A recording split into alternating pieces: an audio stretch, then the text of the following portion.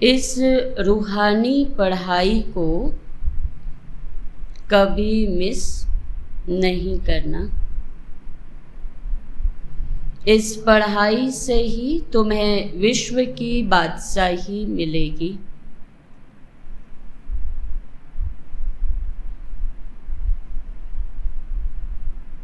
इस पढ़ाई से ही तुम्हें विश्व की बादशाही मिलेगी। प्रश्न है आज का, कौन सा निश्चय पक्का हो तो पढ़ाई कभी भी मिस ना करें? कौन सा निश्चय पक्का हो तो पढ़ाई कभी भी मिस ना करें? उत्तर है, अगर निश्चय हो कि हमें स्वयं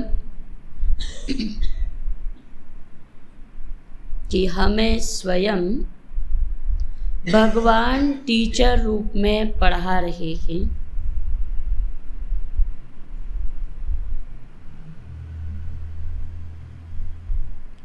इस पढ़ाई से ही हमें विश्व की बादशाही का वर्षा मिलेगा।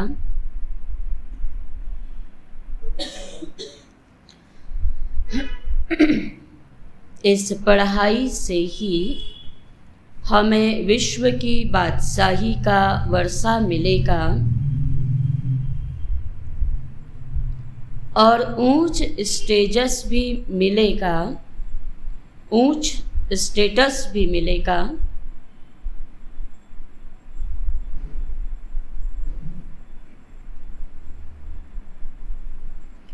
बाप हमें साथ भी ले जाएंगे,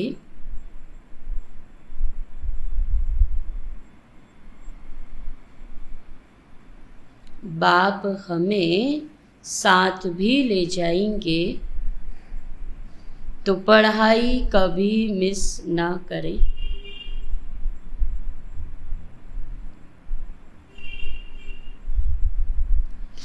निश्चय न होने के कारण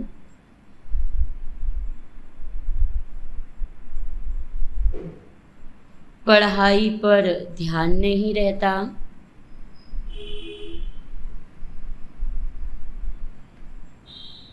निश्चय न होने के कारण पढ़ाई पर ध्यान नहीं रहता, मिस कर देते हैं।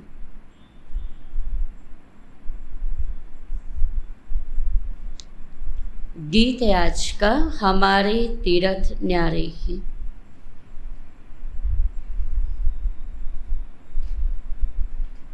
ओम शांति। मीठे मीठे बच्चे पास्ट के सत्संग और अभी के सत्संग के अनुभवी हैं। दुनिया में अभी तक क्या सुनते थे और अभी बाबा क्या सुना रहा, इस बात के अनुभवी हैं। पास्ट यानी इस सत्संग में आने के पहले बुद्धि में क्या रहता था और अभी बुद्धि में क्या रहता है, तो यह रात दिन का फर्क देखने में आता होगा। पहले क्या करते रहते थे, मांगते रहते थे, कोई गुरु सुना रहा है तो गुरु को याद करते रहते थे। तो बाबा कहते हैं कि अभी रात दिन का फर्क अनुभव देखने में आता होगा। उस सत्संगों में तो सिर्फ सुनते ही रहते हैं, कोई आस दिल में नहीं रहती है। माना सतयुग में जाएंगे देवी देवता बनेंगे, ये आस वहाँ पर नहीं रहती। बस सत्संग में जाकर 2 वचन शास्त्रों का सुनना होता है और यहाँ तुम बच्चे बैठे हो, बुद्धि में है कि हम आत्माएं बाप दादा के सामने बैठी हैं और उनसे हम स्वर्ग का वर्षा लेने के लिए ज्ञान और योग सीख रहे हैं। जैसे स्कूल में स्टूडेंट समझते हैं, पढ़ रहे हैं तो भविष्य में ये बनेंगे। तो जैसे स्टूडेंट समझते हैं कि हम बैरिस्टर व इंजीनियर बनेंगे, कोई ना कोई इम्तिहान पास कर यह पद पाएंगे, तो यह ख्याल आत्मा को आते हैं। और अभी हम पढ़ रहे हैं कि फलाना बनेंगे, है ना, देवी या देवता बनेंगे। तो सत्संग में कोई एम नहीं रहती है कि क्या प्राप्ति होगी, वो दुनियावी सत्संग में कोई एम नहीं रहती। करके कोई को आस होगी भी तो वह अल्पकाल के लिए साधु संतों से मांगेंगे कि कृपा करो, आशीर्वाद करो, वो भी किन चीज़ों के लिए, स्थूल चीज़ों के। तो यह भक्ति मार्ग व सत्संग आदि करते यहाँ तक आकर पहुँचे हैं, तो अभी हम बाप के सामने बैठे हैं। एक ही आस है आत्मा को बाप से वर्षा लेने की, यहाँ कोई स्थूल आस नहीं। उन सत्संगों में वर्षा लेने की बात नहीं रहती, स्कूल अथवा कॉलेज में भी वर्षा पाने की बात नहीं रहती। वह तो टीचर है पढ़ाने वाला। वर्षे की आस इस समय तुम बच्चे लगाकर बैठे हो, क्योंकि यहाँ जो टीचर पढ़ाने वाला है वह हमारा बाप भी है, तो वर्षा भी तो मिलेगा ना। तो बरोबर बाप परमधाम से आया हुआ है, हमको फिर से सदा सुख का स्वराज्य देने, तो यह बच्चों की बुद्धि में जरूर रहेगा ना। फिर भी समझते हैं बाप के सम्मुख जाने से ज्ञान के अच्छे बाण लगेंगे, क्योंकि वह सर्वशक्तिवान है ना। सम्मुख सुनने से, मधुबन सुनने से और ज़्यादा बाण लगेंगे। तो बच्चे भी ज्ञान के बाण मारने सीखते हैं, परंतु नंबरवार पुरुषार्थ अनुसार। यहाँ ही डायरेक्ट सुनते हैं, समझते हैं बाबा समझा रहे हैं, और कोई सत्संग व कॉलेज में ऐसे नहीं समझेंगे कि भगवान आकर के पढ़ा रहे हैं, ऐसा और कोई भी नहीं समझे। तो हम बेहद के बाप से बेहद का वर्षा ले रहे हैं। हम इस सृष्टि चक्र को जान गए हैं, उन सत्संगों में तो जन्म जन्मांतर जाते ही रहते हैं। और यहाँ है एक बार की बात, भक्ति मार्ग में तो बाबा कहते भक्ति मार्ग में जो कुछ करते वह अभी पूरा होता है, उसमें कोई सार नहीं। जो भी यज्ञ तप हवन पूजा करा, उसमें कोई सार नहीं। तो भी अल्पकाल के लिए मनुष्य कितना माथा मारते, थोड़ी ही प्राप्ति सही, लेकिन मेहनत तो करते हैं ना। तो तुम बच्चों की बुद्धि में रहता है कि हमको बाबा पढ़ा रहे हैं, और बाबा की बुद्धि में याद, बाबा ही बुद्धि में याद आएगा, और अपनी गवाई हुई राजधानी भी याद आ जाएगी कि हम ही सतयुग में क्या थे, ऐसे देवी देवता थे और धीरे धीरे नीचे उतर गए। तो बाबा कहते हैं अभी हम जितना पुरुषार्थ करेंगे, बाप को याद करेंगे और ज्ञान की धारणा में रहेंगे, औरों को भी ज्ञान की धारणा कराएंगे, उतना ऊंच पद पाएंगे। यह तो हर एक की बुद्धि में है ना, जितने का उतना, जो जितना पुरुषार्थ करेगा उसको उतना रिटर्न में मिलेगा। तो बाप इस प्रजापिता ब्रह्मा द्वारा समझा रहे हैं, तो इनको दादा भी कहेंगे। शिव बाबा इनमें प्रवेश होकर हमको पढ़ा रहे हैं।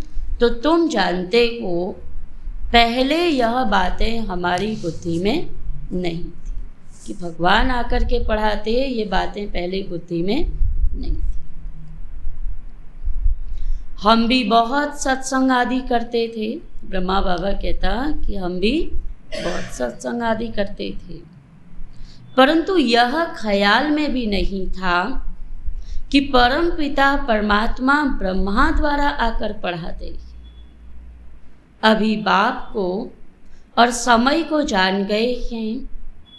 नई दुनिया स्वर्ग का स्वराज्य फिर से याद आता है, तो अंदर में खुशी रहती है। बेहद का बाप जिसको भगवान कहते हैं, वह हमको पढ़ा रही है। दुनिया भगवान भगवान कह रही है और भगवान टीचर बन करके पढ़ा रहे। तो बाबा पतित पावन तो है ही, फिर टीचर के रूप में बैठ हमको पढ़ाते हैं। तो इस दुनिया में कोई भी इस ख्याल में नहीं बैठे होंगे सिवाय तुम बच्चों के।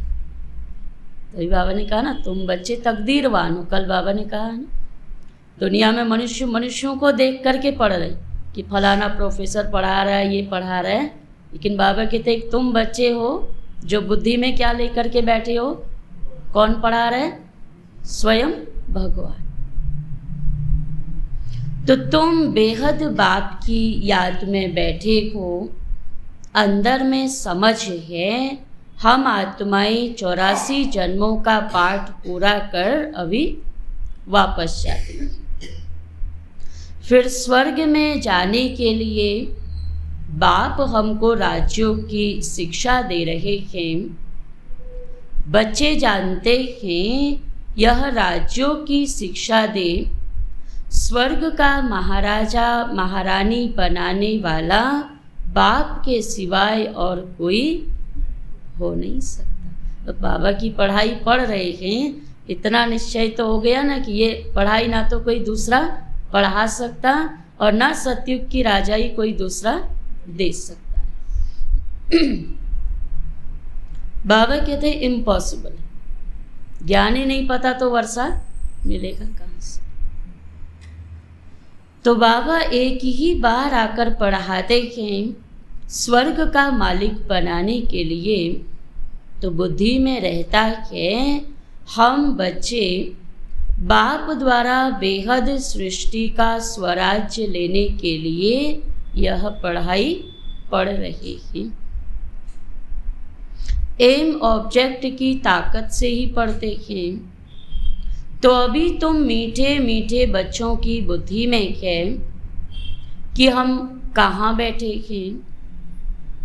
मनुष्यों के ख्यालात तो कहाँ न कहाँ चलते ही रहते हैं।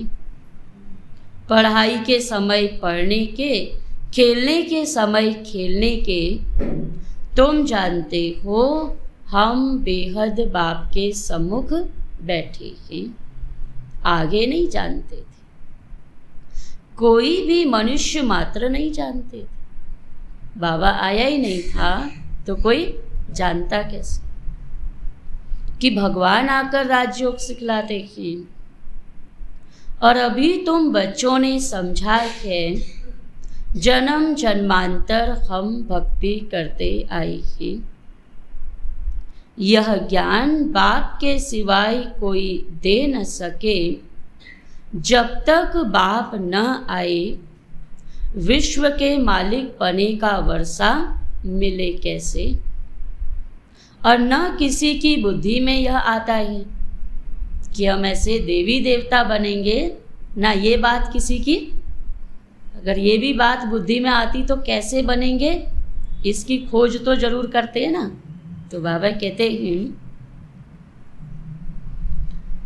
कि हम भगवान के बच्चे हैं, वह स्वर्ग का रचयिता है। फिर हम स्वर्ग में नहीं हैं, नरक में दुखी क्यों हैं। हे भगवान, हे पतित पावन कहते हैं, परंतु यह बुद्धि में नहीं आता कि हम दुखी क्यों हैं। कहता ना, कोई कहता गॉड का बच्चा, अल्लाह का बच्चा, ईश्वर का बच्चा, तो ईश्वर का बच्चा, अल्लाह का बच्चा फिर दुखी क्यों है? वो तो शरीर के हिसाब से देखते हैं ना, आत्मा के हिसाब से थोड़ी देखते। तो बाप बच्चों को दुख देते हैं क्या? बाप सृष्टि रचते हैं बच्चों के लिए, क्या दुख देने के लिए? यह तो हो नहीं सकता। तो अभी तुम बच्चे श्रीमत पर चलने वाले हो, भल कहाँ भी दफ्तर व धंधे आदि में बैठे हो, परंतु बुद्धि में तो यह है ना कि हमको पढ़ाने वाला भगवान बाप है। काम कोई भी कर रहे, बुद्धि में क्या है? भगवान बाप पढ़ा रहे। और हमको रोज सवेरे क्लास में जाना होता है। क्लास में जाने वालों को ही याद पड़ता होगा, है ना? भगवान पढ़ा रहा है, ये भी तो किसको याद आएगा? जैसे टीचर स्कूल में आएगा तो टीचर पढ़ाएगा, ये स्टूडेंट जो स्कूल जाता होगा उसी को तो पता होगा। बाकी जो क्लास में ही नहीं आते तो वह पढ़ाई को और पढ़ाने वाले को समझ कैसे सकते हैं? यह नई बातें हैं जिसको तुम ही जानते हो। बेहद का बाप जो नई दुनिया रचने वाला है, वह बैठ नई दुनिया के लिए हमारा जीवन हीरे जैसा बनाते हैं। जब से माया का प्रवेश हुआ है, हम कौड़ी जैसे बनते आए हैं। कलाएं कम होती गई हैं। माया ऐसे खाती आई है जो हमको कुछ भी पता नहीं पड़ता। किसका उदाहरण देता बाबा? चूहे का। फूंक भी मारता है और कुतरते भी रहते। तो माया भी क्या करती रहती है? दुनिया का आकर्षण अच्छा भी लगता है और दुखी भी होते रहते हैं। तो अभी बाप ने आकर बच्चों को जगाया है अज्ञान नींद से। वह नींद नहीं, अज्ञान नींद में सोए पड़े थे। ज्ञान तो ज्ञान सागर ही देते हैं और कोई दे नहीं सकते। अब बच्चे जान गए हैं, इस युक्ति से बाबा हमको पावन बना रहे हैं।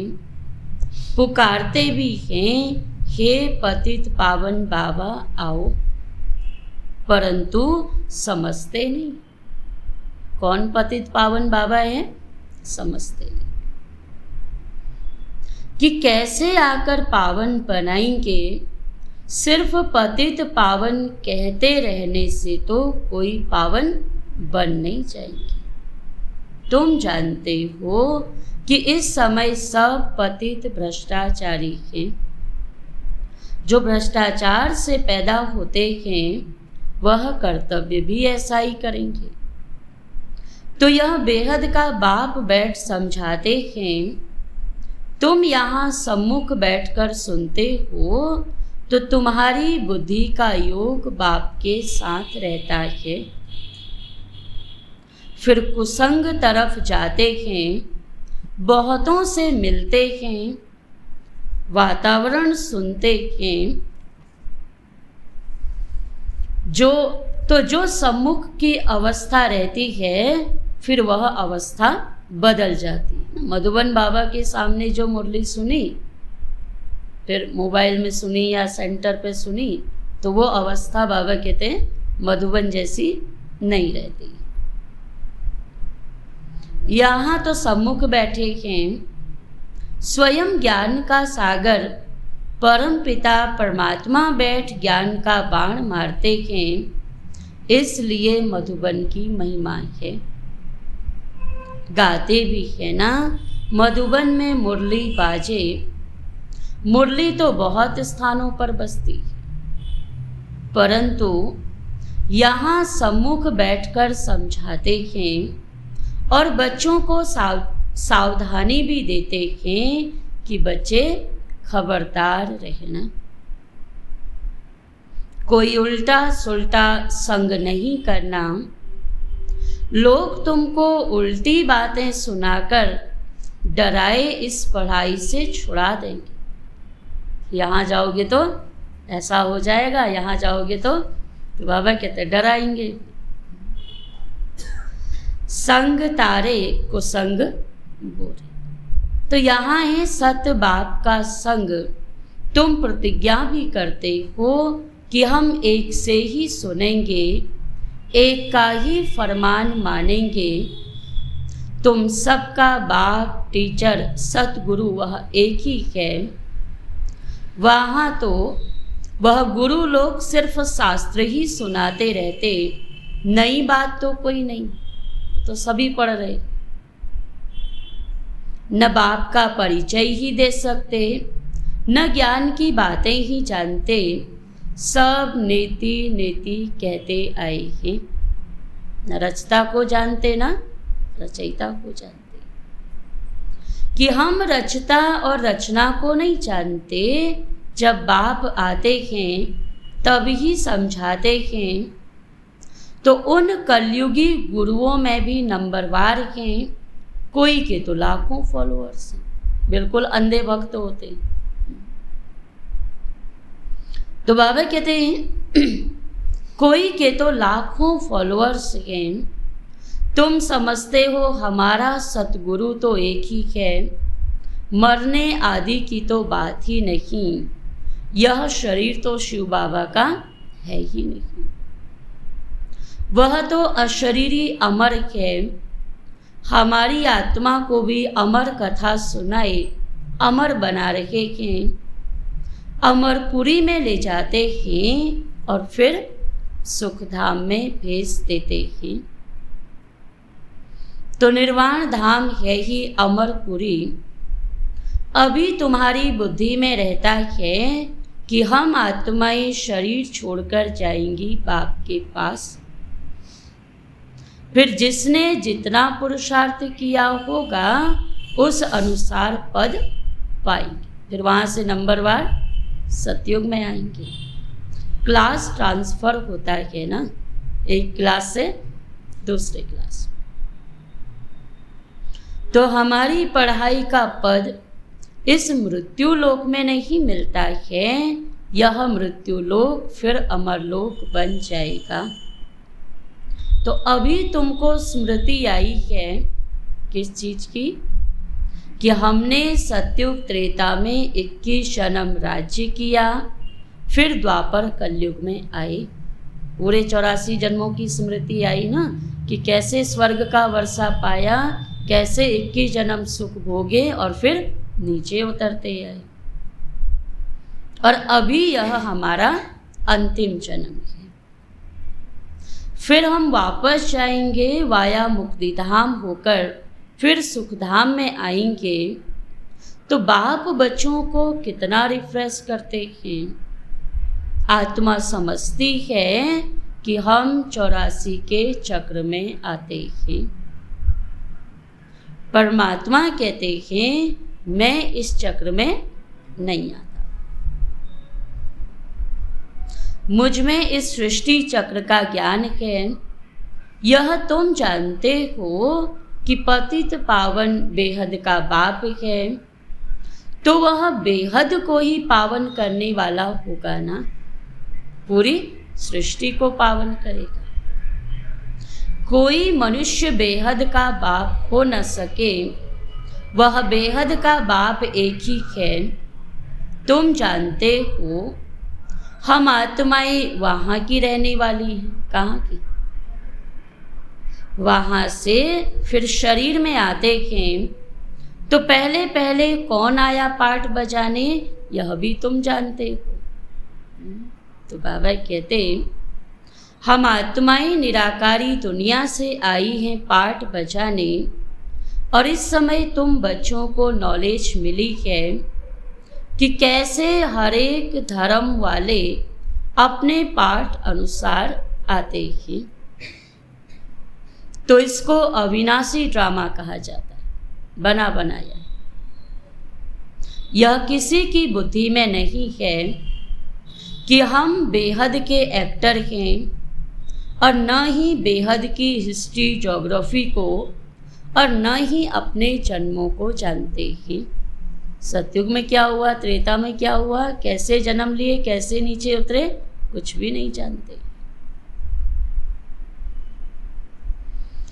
तो बाबा कहते हैं, बाबा तुमको कितना रिफ्रेश करते हैं, पुरुषार्थ अनुसार कोई तो बड़ी खुशी में रहते हैं।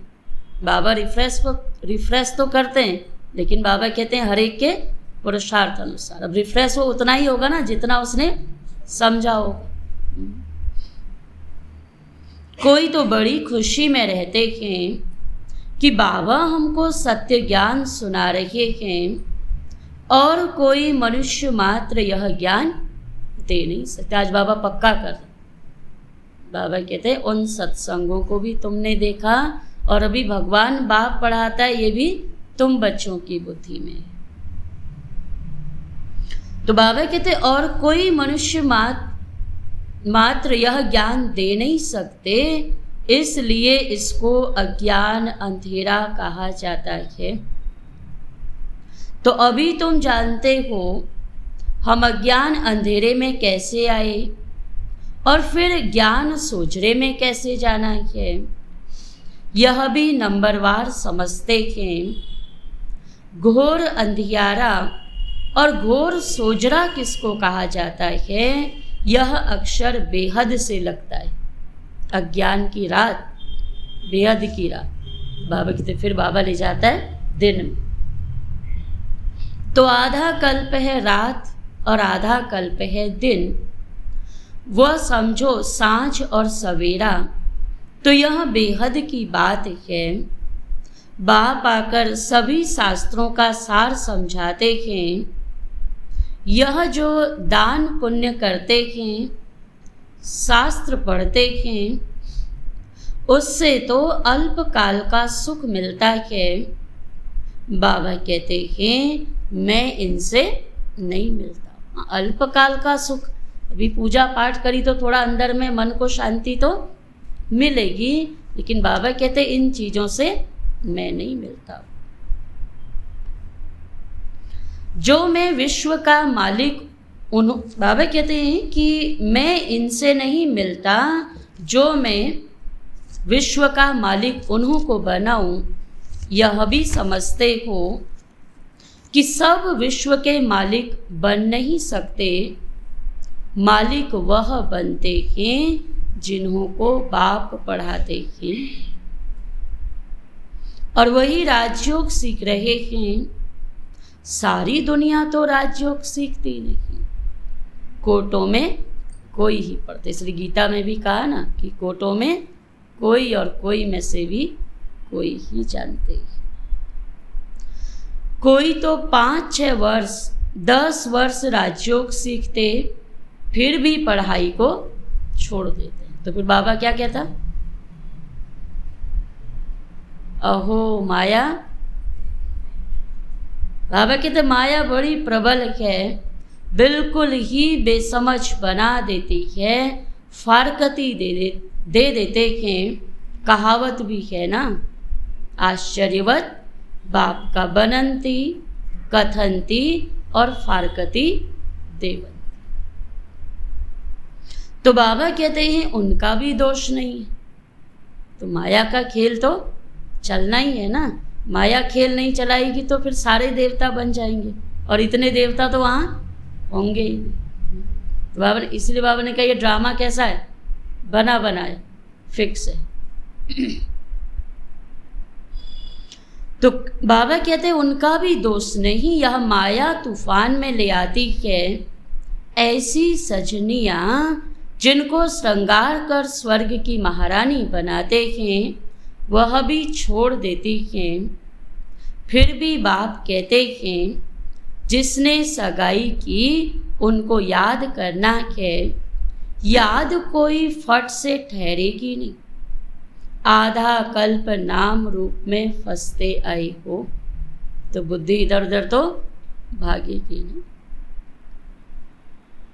अब अपने को आत्मा समझ बाप को याद करो, बड़ा मुश्किल है। सतयुग में तुम आत्म अभिमानी बनते हो, परंतु परमात्मा को नहीं जानते हो। परमात्मा को सिर्फ एक ही बार जानना होता है। तो यहाँ तुम देह अभिमान आधा कल्प बन जाते हो। यह भी नहीं समझते हो कि आत्माओं को यह शरीर छोड़ जाकर दूसरा शरीर ले पाठ बजाना है। आत्मा का ज्ञान ही नहीं है तो पाठ बजाना है, दूसरा जन्म लेना है, तो ये ख्याल तो आएगा ही नहीं ना। बाबा कहते हैं तो आत्मा को यह शरीर छोड़ दूसरा ले पाठ बजाना है, फिर रोने की दरकार नहीं। जब बाप द्वारा सुखधाम का वर्षा मिल रहा है तो क्यों ना पूरा अटेंशन दे। इसलिए बाबा ने लक्ष्य क्या दिया? लक्ष्मी और नारायण। बाबा ने कहा राजधानी तो पूरी बनेगी ना, लेकिन अटेंशन किस पर रखना है? लक्ष्मी और नारायण। अच्छा, मीठे मीठे सिक्के लधे बच्चों प्रति माता पिता बाप दादा का याद प्यार और गुड मॉर्निंग। रूहानी बाप की रूहानी बच्चों को नमस्ते। हम रूहानी बच्चों की रूहानी बाप दादा को नमस्ते नमस्ते नमस्ते। धारणा के लिए मुख्य सार है। पहला पॉइंट, एक बाप के ही फरमान पर चलना है।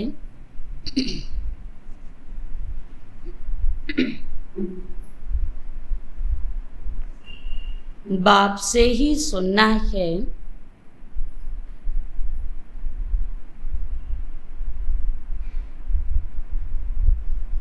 मनुष्यों की उल्टी बातें सुन उनके प्रभाव में नहीं आना है। मनुष्यों की उल्टी बातें सुन उनके प्रभाव में नहीं आना है। उल्टा संग नहीं करना। आज बाबा ने सावधानी दी है, उल्टा संग नहीं करना है। दूसरा पॉइंट है, पढ़ाई और पढ़ाने वाले को सदा याद रखना है। पढ़ाई और पढ़ाने वाले को सदा याद रखना है। सवेरे सवेरे क्लास में जरूर आना। आज बाबा दूसरी तीसरी क्लास नहीं कह रहा, आज बाबा क्या कह रहा? सवेरे सवेरे क्लास में जरूर आना। पढ़ाई तो सवेरे ही होती है। वरदान है आज का, साधनों को सहारा बनाने के बजाय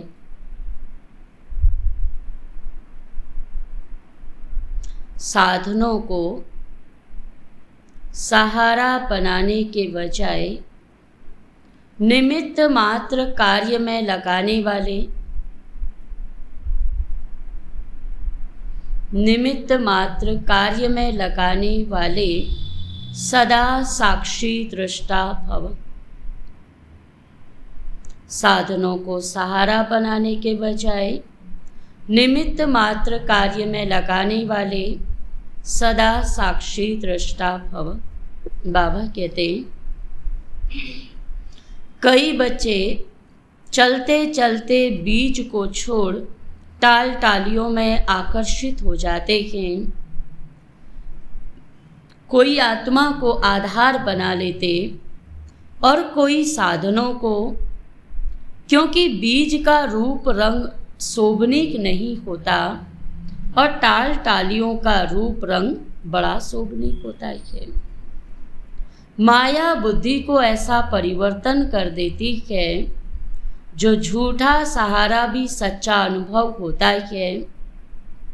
इसलिए अब साकार स्वरूप में बाप के साथ का और साक्षी दृष्टा स्थिति के अनुभव को बढ़ाओ, साधनों को सहारा नहीं बनाओ, उन्हें निमित्त मात्र कार्य में लगाओ। बीज नीचे बो दिया तो ऊपर को पेड़ तो शोभनीक दिखाई देता, लेकिन बीज गुम हो जाता है ना। लेकिन ताकत तो किस में? बीज में। आज का स्लोगन क्या है? रूहानी शान में रहो तो अभिमान की फीलिंग नहीं आएगी। रूहानी शान में रहो तो अभिमान की फीलिंग नहीं आएगी। ठीक है, आज बाबा कहते हैं पढ़ाई कभी मिस नहीं करनी और रोज़ सवेरे सवेरे क्लास में आना है, संग दोष से दूर रहना है। अच्छा, ओम शांति।